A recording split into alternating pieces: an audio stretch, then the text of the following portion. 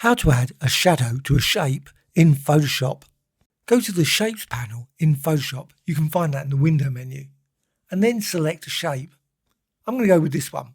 Just drag, and once you've added it to the document, you can resize it. It's a vector design that can be any size.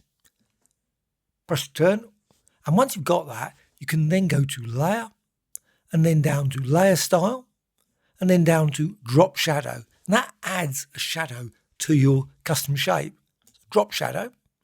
And then with that, you can modify it all kinds of ways. You've got opacity, multiply, various spreads, and you can also add a contour as well if you wish to your design. So you can go for different types of shadow.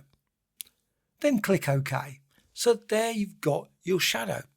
But also what you can do is once I remove this, you can go over here to Layer, and then down to Layer Style, and you can go down here to Create Layer.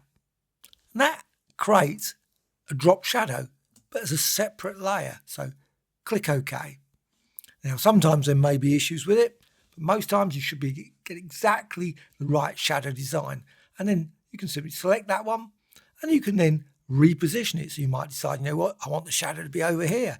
Maybe apply different blur effects to it. So a good thing to do, go to Layer, and then Smart Objects and convert to Smart Object. As a Smart Object, you can then modify it in a number of ways.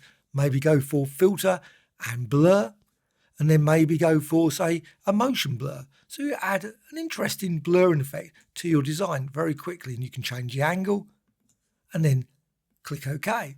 But also, you can transform this design. So hold down the Command or Control key, and then you can then resize this, but transform it in a perspective. So you can sort of create something like that, just drag it upwards, and then you can see now you've got a slightly different kind of shadow, but it's perfectly reasonable as a shadow.